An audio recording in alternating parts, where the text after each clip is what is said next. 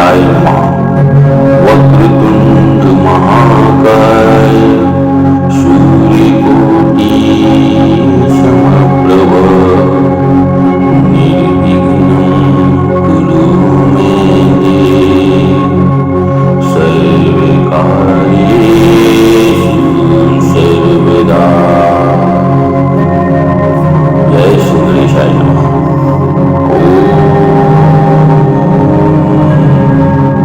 महाकाली महालक्ष्मी महासरस्वती नमः। नमस्तस्यै नमस्तस्यै नमस्तस्यै नमो नमः। जय माता दी दोस्तों। महाकाली महालक्ष्मी महासरस्वती देवी का महासमावेश है दुर्गा सप्तशती ग्रंथ से तीनों माता रानियां प्रसन्न होती हैं, जिससे धन शक्ति और ज्ञान से संपन्न व्यक्ति जहाँ भी जाता है मान सम्मान धन वैभव से परिपूर्ण होकर ही लौटता है। वह ऐश्वर्य को प्राप्त करता है। इसलिए हम दुर्गा चंडी सप्तशती का संपूर्ण पाठ करेंगे। माता रानी के प्रिय भक्तों, आप हमारे चैनल माही ऑफिशियल मिर्च मसाला को शेयर करें, लाइक करें और कमेंट में जय माता दी जरूर लिखें। वीडियो के अंत तक बने रहें। माता रानी की कृपा आप पर होगी। सभी बाधा से मुक्त होकर धन धान्य सुख समृद्धि पुत्र पौत्र से सुखी रहो। तंत्र मंत्र और भूत पिशाच यक्ष गंधर्व राक्षस जैसे उपद्रवों से बचे रहोगे। तो चलिए देर न करते हुए हम माता रानी का दूसरा अध्याय आरंभ करते हैं। अगर आपने हमारे चैनल को सब्सक्राइब नहीं किया है तो कर लें। माता रानी आपकी सभी इच्छाओं की पूर्ति करेंगी। जय माता दी। त्रयोदशो अध्याय सूरत और वैश्य को देवी का वरदान। ध्यानम। जो उदय काल के सूर्य मंडल की सी कांति धारण करने वाली हैं, जिनकी 4 भुजाएं और 3 नेत्र हैं, तथा जो अपने हाथ में पास अंकुश वर एवं अभय की मुद्रा धारण किए रहती हैं, उन शिवा देवी का मैं ध्यान करता हूँ। ऋषि कहते हैं, राजन, इस प्रकार मैंने तुमसे देवी के उत्तम महात्म्य का वर्णन किया जो इस जगत को धारण करती हैं। उन देवी का ऐसा ही प्रभाव है। वे ही विद्या ज्ञान उत्पन्न कराती हैं।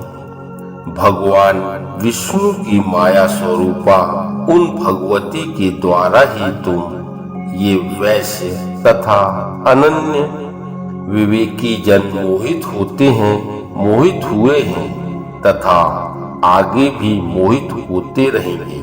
महाराज, तुम उन्हीं परमेश्वरी की शरण में जाओ। आराधना करने पर वे ही मनुष्यों को भोग स्वर्ग तथा मोक्ष प्रदान करती हैं। मार्कंडे जी कहते हैं, कौष्टुकी जी, मेधा मुनि के ये वचन सुनकर राजा सूरत ने उत्तम व्रत का पालन करने वाले उन महाभाग महर्षि को प्रणाम किया। वे अत्यंत ममता और राज्य अपहरण से बहुत खिन्न हो चुके थे। महामुनि इसलिए विरक्त होकर वे राजा तथा वैश्य तत्काल तपस्या को चले गए और वे जगदम्बा के दर्शन के लिए नदी के तट पर रहकर तपस्या करने लगे।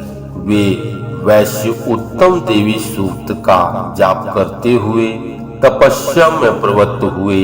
वे दोनों नदी के तट पर देवी की मिट्टी की मूर्ति बनाकर पुष्प धूप और हवन आदि के द्वारा उनकी आराधना करने लगे। उन्होंने पहले तो आहार को धीरे धीरे कम किया, फिर बिल्कुल निराहार रहकर देवी में ही मन लगाए एकाग्रता पूर्वक उनका चिंतन आरंभ किया।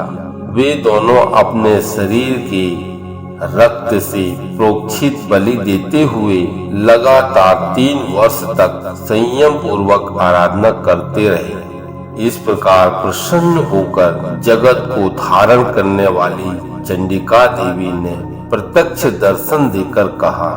देवी बोली, राजन तथा अपने कुल को आनंदित करने वाले वैश्य, तुम लोग जिस वस्तु की अभिलाषा रखते हो वह मुझसे मांगो, मैं संतुष्ट हूँ, अतः मैं तुम्हें वह सब कुछ दूंगी। मार्कंड जी कहते हैं, तब राजा ने दूसरे जन्म में नष्ट न होने वाला राज्य मांगा तथा इस जन्म में भी शत्रुओं की सेना को बलपूर्वक नष्ट करके पुनः अपना राज्य प्राप्त कर लेने का वरदान मांगा।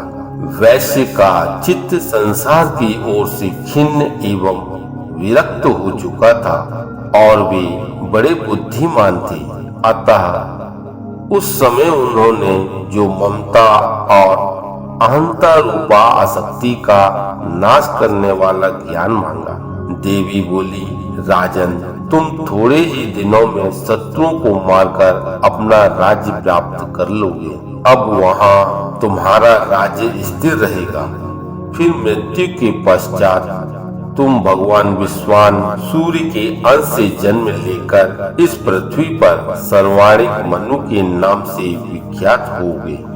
इस प्रकार माता आशीर्वाद देकर अंतर ध्यान हो गई। इति श्री मार्कंड पुराणे सर्वाणी के मन्यावंतर देवी महात्म्य सुरत वैश्योर्वर प्रदानम नाम त्रयोदशो अध्याय पूरा हुआ। देवी माँ के प्यारे भक्तों, अगर आपको यह वीडियो अच्छी लगी हो तो कृपया लाइक करें, शेयर करें और कमेंट में जय माता दी जरूर लिखें। दोस्तों, ऐसी ही धार्मिक वीडियो देखने के लिए आप मेरे चैनल को सब्सक्राइब जरूर कर लें। कल सुबह 6 बजे हम फिर मिलेंगे एक नई वीडियो के साथ में। तब तक के लिए धन्यवाद। जय माता दी।